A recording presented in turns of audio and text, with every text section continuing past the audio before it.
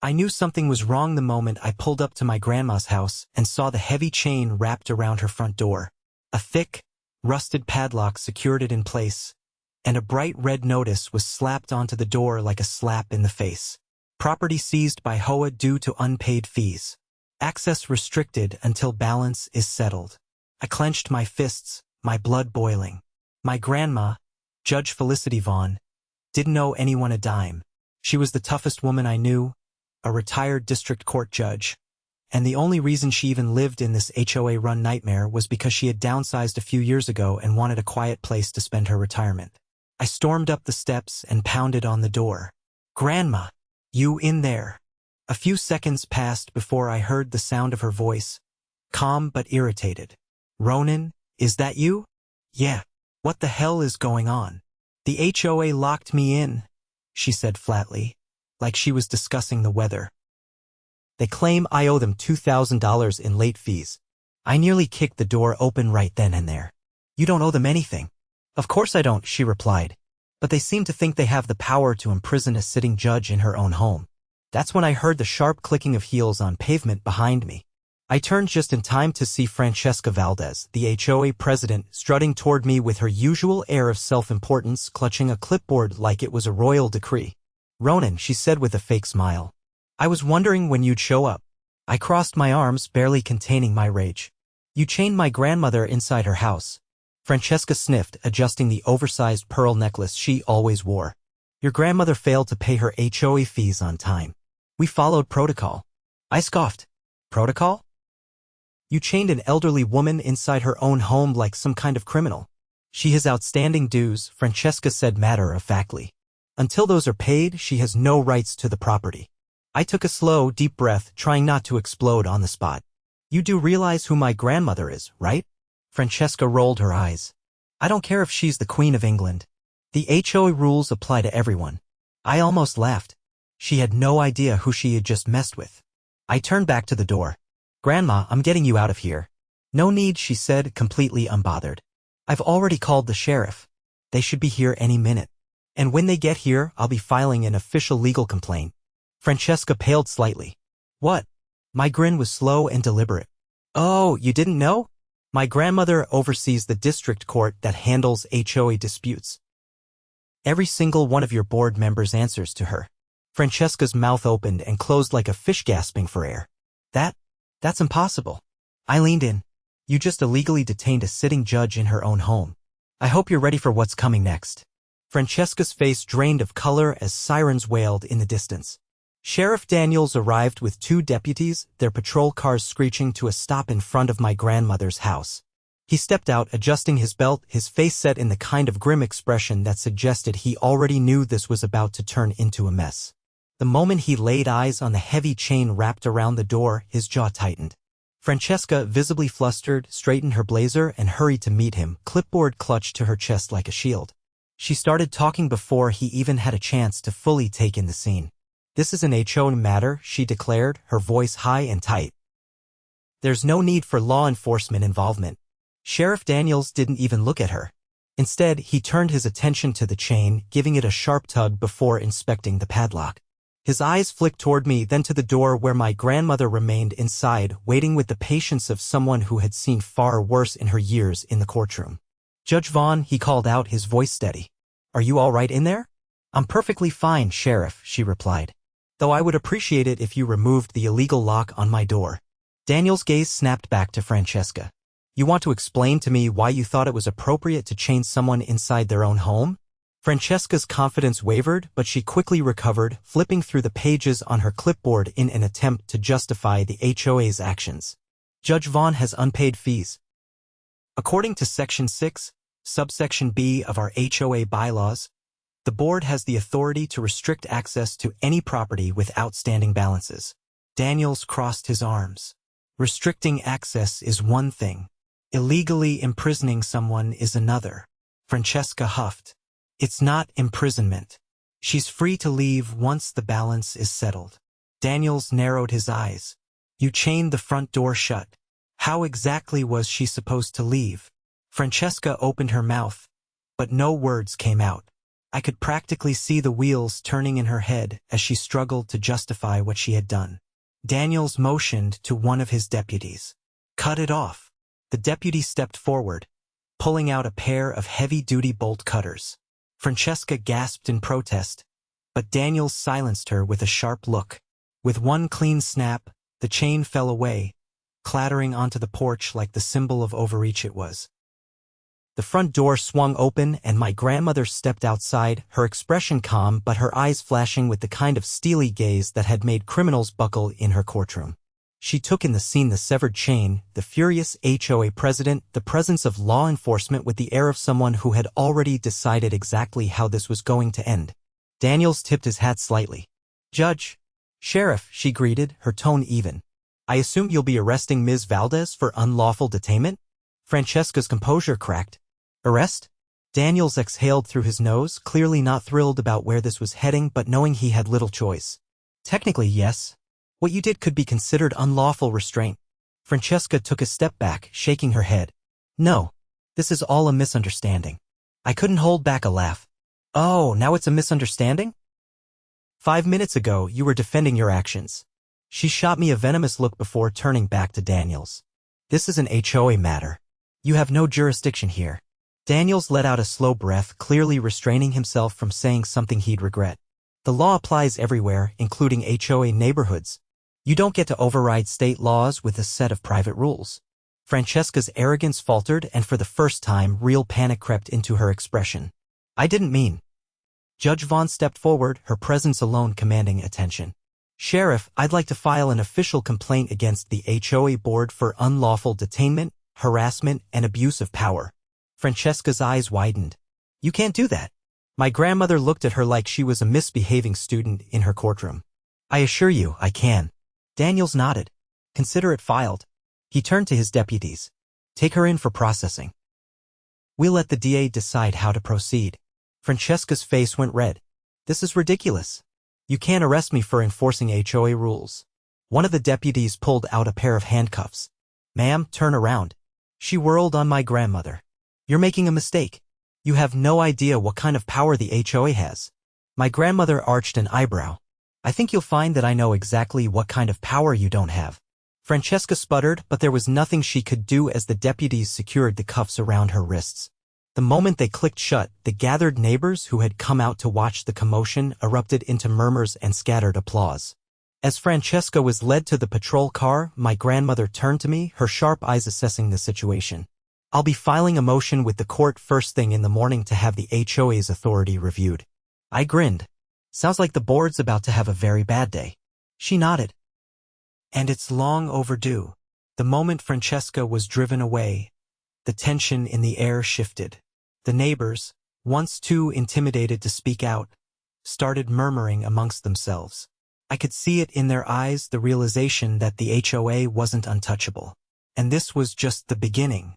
Francesca's arrest sent shockwaves through the neighborhood. By the time the patrol car disappeared down the street, a small crowd of homeowners had gathered, murmuring among themselves. Some looked stunned, others quietly pleased.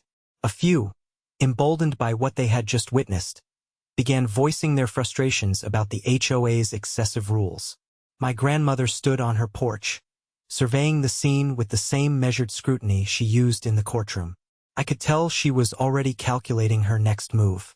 Sheriff Daniels lingered nearby, rubbing his chin thoughtfully. He glanced at my grandmother. "Judge Vaughn, you planning to take this further?" She nodded. "This isn't an isolated incident. The HOA has been overstepping its authority for years. It's time for a thorough legal review." One of the neighbors, a middle-aged man with graying hair and a weary expression, stepped forward hesitantly. "If you need statements, I have records of fines they've issued me for nonsense violations. They tried to charge me for having my trash bin out 5 minutes past pickup time." A woman beside him nodded. "They fined me for planting flowers in my own yard. Said they weren't approved landscaping." More voices joined in. Stories of arbitrary fines, lawsuits against homeowners, and intimidation tactics spilled out like a dam breaking. My grandmother listened carefully, her sharp gaze flicking between them, absorbing every detail. I leaned in slightly. "Sounds like we've got more than enough to bury the HOA board." She gave me a knowing look. We're not burying them, Ronan. We're holding them accountable. Sheriff Daniels exhaled through his nose. I'll talk to the DA's office, see if they want to investigate further. If enough homeowners are willing to testify, this could turn into a serious case. One of the deputies, who had been taking notes, stepped forward. There's also the issue of where Francesca got the authority to seize property like this. That's well beyond an HOA's legal jurisdiction. My grandmother gave a curt nod. Exactly. We'll need to pull the HOA's financial records and see if they've been misappropriating funds. A younger man in a mechanic's uniform raised his hand slightly, stepping forward. If you need proof, I can help. I used to be the HOA's treasurer before Francesca pushed me out. There were a lot of questionable expenses. That got my grandmother's attention. Questionable how? He scratched the back of his head. For one, she claimed the HOA needed a security budget, but most of the money went toward private expenses. I tried asking for receipts, but she shut me out before I could dig any deeper. I let out a low whistle. Sounds like we've got financial fraud on the table now. Sheriff Daniels sighed, adjusting his belt. This is turning into a bigger mess than I expected. Judge, I'll need your help organizing the complaints and gathering evidence. If this goes to court, we'll need everything airtight. My grandmother's lips pressed into a thin line. I'll make sure of it. The crowd of neighbors was growing larger now, people whispering to each other, some pulling out their phones as news of Francesca's arrest spread. A few board members, those who had been more complicit than active participants in her schemes, lingered on the outskirts, looking increasingly nervous. One of them, a wiry man in a pressed polo shirt, stepped forward cautiously. Judge Vaughn, I didn't know Francesca was doing any of this. I never agreed to locking you in your house. She regarded him coolly. And yet you never spoke up against her either. His face reddened. I didn't think I had a choice. Another board member, a woman with short cropped hair, crossed her arms. She threatened to fine us too if we didn't comply. Said she'd have us removed from the board if we questioned her. I narrowed my eyes. So you just went along with it? The woman hesitated before nodding. I regret it now. My grandmother studied them both for a long moment before addressing the crowd. If there are any other board members who want to come forward, now is the time. The more you cooperate, the more leniency you'll receive in whatever legal proceedings follow. For a few tense seconds, no one moved. Then, slowly, two more board members raised their hands. A wave of energy rippled through the crowd. What had started as a single act of defiance, my grandmother refusing to be intimidated, had now turned into something much bigger. The once feared HOA board was fracturing before everyone's eyes. Sheriff Daniels nodded. All right, I'll be taking statements. Anyone with evidence, financial records, or personal experiences, come talk to me and my deputies. As people began to gather around, eager to finally air their grievances, my grandmother turned to me, her expression unreadable. I'll need your help sorting through all of this, she said. I gave her a half smile. Thought you'd never ask. She exhaled, scanning the crowd. This HOA has been operating unchecked for too long. It's time we reminded them that no one, not even Francesca Valdez, is above the law. The battle was only just beginning, but one thing was certain: the HOA's reign of terror was coming to an end. And my grandmother was leading the charge. The shift in the neighborhood was almost immediate. The moment Francesca was taken away, the once silent and fearful homeowners began to stir with a newfound sense of purpose. Groups huddled together, exchanging stories, sharing grievances, and gathering evidence. The aura of control that the HOA had maintained for years was unraveling, and my grandmother was at the center of it, methodically assembling her case like a seasoned prosecutor preparing for trial. Sheriff Daniels and his deputies had their hands full, taking down statements from those who had suffered under Francesca's rule. Some produced stacks of letters from the HOA, unreasonable fines, threats of legal action, notices of violations so arbitrary they bordered on absurd. One homeowner showed a notice claiming he was in breach of regulations for having a garden hose visible from the street. Another had been fined for using a door wreath that wasn't on the approved decoration list. As the evidence piled up, my grandmother remained unshaken, absorbing every detail. The more she saw, the more determined she became. She wasn't just dealing with one overzealous HOA president. This was systemic abuse of power, and it had gone unchecked for far too long. I stood beside her, flipping through a particularly damning batch of financial records that the former treasurer had provided. It was worse than I had imagined. Francesca hadn't just been issuing arbitrary fines, she had been actively siphoning money from the HOA's budget. Large sums had been funneled into vague security expenses, but there were no corresponding receipts or contracts. The money was simply gone. I nudged my grandmother and handed her the stack of documents. She skimmed through them, her expression unreadable, but I could see the fire in her eyes. This wasn't just corruption. This was criminal. Without a word, she turned to Sheriff Daniels and passed him the records. He took one look at them and let out a low breath before calling over one of his deputies. They had enough to escalate this beyond simple HOA misconduct. This was fraud, embezzlement charges that could put Francesca away for a long time. Meanwhile, the remaining board members were growing increasingly nervous. Those who had come forward were quick to distance themselves from Francesca, insisting they had only followed her lead out of intimidation. But there were others, her staunchest supporters, who weren't backing down. A few of them, including a wiry man with a neatly pressed polo, huddled together, whispering among themselves. One of them, a woman with a sharp, angular face, finally stepped forward. She folded her arms and addressed my grandmother directly, her voice laced with defiance. "This is a private matter. The HOA operates independently. You have no right to interfere." My grandmother met her gaze with quiet authority. "The law applies everywhere, even here." The woman scoffed.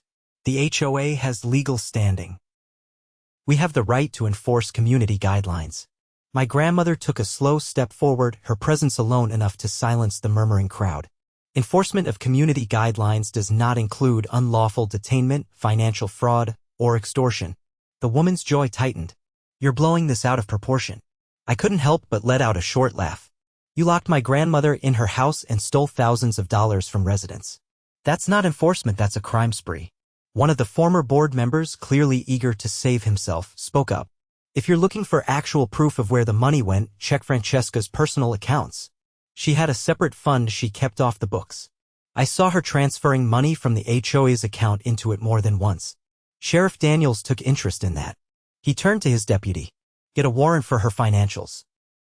If she's been funneling HOA money into her personal accounts, we'll have her on grand larceny." The woman who had defended Francesca paled slightly but held her ground. "This is a mistake. You'll be hearing from the HOA's legal team." My grandmother didn't flinch. "I look forward to it." With that, the woman turned on her heel and marched off, her small group of supporters trailing behind her. But it was clear they had lost their grip on the neighborhood. The homeowners, once too intimidated to speak out, were no longer afraid. As the night wore on, residents continued coming forward with complaints, some bringing physical evidence, letters, emails, even recordings of Francesca threatening them with fines or legal action if they didn't comply with her demands. The sheer volume of evidence was staggering. By the time Sheriff Daniels and his team left for the night, they had more than enough to build a case against Francesca and any board members who had willingly participated in her schemes. As the crowd thinned, my grandmother finally allowed herself a small sigh, rubbing her temples. I leaned against the porch railing, watching her. "You good?" She glanced at me, her expression softening just slightly. "This isn't over yet." I nodded. "No, but it's a start." She looked out at the neighborhood, at the people who had finally found the courage to fight back. "Tomorrow," she said, "we begin the process of dismantling this corruption for good." And I knew without a doubt that Francesca and her cronies had no idea what was coming for them. By sunrise, the HOA board was in full meltdown.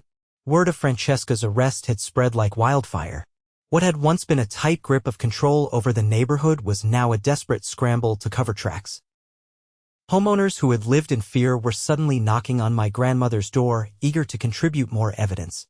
Some brought printed emails showing how Francesca had threatened them with foreclosure over minor infractions. Others handed over receipts proving they had been charged arbitrary maintenance fees for work that had never been done. Meanwhile, Sheriff Daniels had wasted no time. By mid-morning, a court order was issued to freeze the HOA's bank accounts while an investigation into financial mismanagement was underway. That meant Francesca's personal slush fund, the one she had been funneling money into for years, was now under scrutiny. If she had used HOA funds for personal expenses, it would be enough to turn this into a full-blown criminal case. I sat at my grandmother's dining table, sifting through the growing pile of documents. The former treasurer, the young mechanic, had brought in even more damning evidence, full spreadsheets of HOA finances, including discrepancies that showed thousands of dollars unaccounted for. My grandmother examined one of the documents closely, her expression unreadable. There was a knock at the door. I opened it to find a group of nervous-looking HOA board members, the ones who had distanced themselves from Francesca the night before. They hesitated before stepping inside, their eyes darting around as if expecting to be ambushed at any moment. One of them, the wiry man in the polo, cleared his throat. His voice was quieter than usual, as if the confidence he once had as a board member had evaporated overnight. He admitted that Francesca had kept board meetings tightly controlled, often refusing to let them see financial records. Anytime they raised concerns, she threatened to have them removed. The other board members nodded in agreement. My grandmother listened carefully, her fingers tapping lightly against the table as she absorbed every detail. When they finished, she leaned back slightly. She asked if any of them had direct evidence that Francesca had ordered illegal actions, anything in writing that could be used in court. The man hesitated before removing a folder from his bag. Inside were copies of internal emails from Francesca to the board, instructing them to approve fines that violated HOA bylaws. In some cases, she had even directed them to issue penalties against specific homeowners simply because they had spoken out against her policies. My grandmother took the folder without a word, flipping through the pages. One email in particular stood out. It was a directive from Francesca to the HOA's legal consultant, instructing them to draft legal threats against homeowners who refused to comply with her demands. The language was aggressive, implying that residents could lose their homes if they did not pay fees that, according to the financial records, had never been properly allocated. This changed everything. There was now clear evidence of intentional misconduct, not just financial fraud but legal intimidation. My grandmother turned to me, her expression sharp and decisive. It was time to escalate. She picked up the phone and called a contact at the district attorney's office. Within minutes, a formal complaint was being drafted against Francesca, listing not only financial misconduct but also unlawful coercion. The former board members watched in stunned silence as my grandmother moved with the precision of someone who had spent an entire career dismantling corruption. By noon, a second court order was issued. This one authorized a full financial audit of the HOA's accounts and a legal injunction preventing any remaining board members from imposing further fines or fees until the investigation was complete. For the first time in years, the HOA had been rendered powerless. The residents began to reclaim their neighborhood. That afternoon, a group of homeowners gathered in the cul-de-sac, speaking freely without fear of retaliation. Some had lived in the neighborhood for over a decade, enduring Francesca's oppressive rule without realizing they had the power to fight back. The young mechanic, the former treasurer, addressed the crowd, explaining how Francesca had manipulated the system to keep them in line. He revealed how she had arranged secret votes to push through rule changes without properly informing residents, effectively tightening her grip over time. The more he spoke, the more the neighborhood realized just how deep the corruption had gone. Then came the moment that shifted everything. A woman stepped forward, holding a small stack of documents. She had been an early resident in the community, one of the first to move in when the HOA was formed. She explained that she had kept copies of the original HOA charter, the founding documents that outlined the board's powers. And buried within those documents was a clause that no one had paid attention to before. A clause that allowed homeowners to vote to dissolve the HOA entirely if enough residents signed a petition. The crowd fell silent as the realization set in. They didn't just have the power to remove Francesca. They had the power to eliminate the HOA completely.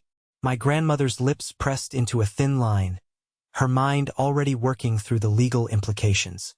Sheriff Daniels arrived just in time to hear the discussion. He had more news. The DA's office had officially opened a fraud case against Francesca, and with the new evidence, they were preparing to issue additional charges. That meant the remaining board members had a choice.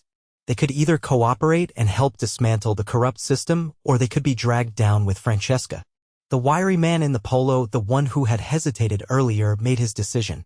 He stood before the crowd and announced that he would support the petition to dissolve the HOA. One by one, other board members followed. The momentum was unstoppable. By the end of the day, the petition had gathered enough signatures to trigger a formal vote. For the first time in years, the residents of the neighborhood had the power to decide their own future. And Francesca, locked in a holding cell awaiting formal charges, had lost everything. The neighborhood meeting stretched into the late afternoon, the energy shifting from outrage to action. The petition to dissolve the HOA had enough signatures to force a vote, but there was still work to do. My grandmother, ever the strategist, insisted that they move quickly before any remaining board members attempted to interfere. Sheriff Daniels had warned that while Francesca was out of the picture, there would likely be pushback from those who had benefited from her rule. The legal process would take time, but with the fraud investigation in full swing, the HOA's power was already crumbling. As the sun dipped below the rooftops, a group of homeowners gathered at my grandmother's dining table, turning her house into an impromptu war room. The former treasurer, the woman who had discovered the dissolution clause, and several longtime residents pored over paperwork, ensuring everything was in order before they proceeded. One of the remaining board members, a man whose quiet compliance had kept him from Francesca's wrath, finally spoke up. He admitted that he had always suspected Francesca was skimming money from the HOA's accounts, but he had been too afraid to confront her. Now, with the investigation underway, he was willing to testify to everything he knew. The final nail in the coffin came from an unexpected source. A homeowner who had been silent until now, a retired accountant, revealed that he had collected years' worth of HOA financial statements. He had noticed discrepancies long before anyone else, but Francesca had dismissed his concerns and threatened legal action if he continued to pry. When he laid out his findings, it was clear that the fraud ran deeper than they had realized. The total amount stolen was staggering. Francesca hadn't just been hoarding money in an off-books account. She had used HOA funds to pay for personal expenses, including luxury vacations, expensive jewelry, and even a private security service that had existed solely to intimidate homeowners into compliance. With this new evidence, my grandmother made a call to the DA's office. The fraud case had just escalated and additional charges were being prepared. By morning, the HOA's legal consultant resigned, unwilling to be caught in the fallout. With Francesca gone, the remaining board was in complete disarray. Some tried to rally behind the argument that the HOA could be salvaged, but the homeowners had already made up their minds. The vote was scheduled for the following evening, and the outcome was all but certain. That day, the atmosphere in the neighborhood transformed. Homeowners who had once avoided each other out of fear of being reported to the HOA now gathered in driveways, openly discussing the changes to come. The tension that had plagued the community for years was lifting. The final board meeting took place in the clubhouse, a building that Francesca had once treated as her personal throne room. Without her presence, the remaining board members sat awkwardly, their authority slipping away. My grandmother attended not as a resident, but as a legal observer. The vote was swift and decisive. The HOA was officially dissolved. Cheers erupted from the homeowners, the relief palpable. The restrictions that had ruled their lives were gone. The arbitrary fines, the invasive inspections, the endless threats, all of it was over. My grandmother, ever composed, simply nodded in satisfaction. As the meeting concluded, the former board members quietly left, their influence over the neighborhood reduced to nothing. Some had cooperated, and they would likely escape legal repercussions, but those who had actively participated in Francesca's schemes knew they weren't out of the woods yet. Sheriff Daniels arrived just in time to deliver the final blow. Francesca had been formally indicted. With the evidence stacked against her, there was no escaping the consequences. The stolen funds, the fraudulent fines, the intimidation tactics, it was all laid bare. She would face trial, and the residents she had spent years terrorizing would finally see justice served. As the neighborhood celebrated, my grandmother and I stood on her porch, watching the community reclaim their freedom. She turned to me, her sharp eyes assessing the scene. Without the weight of the HOA pressing down on them, the homeowners were talking, laughing, making plans. They had been strangers living side by side, too afraid to speak out, but now they were a true community. I asked her if she had ever doubted that this would be the outcome. She gave me a rare smile. She had known from the moment she saw that chain on her door that Francesca had made a fatal mistake. No one, not even a power-hungry HOA president, was above the law. And now the neighborhood was finally free.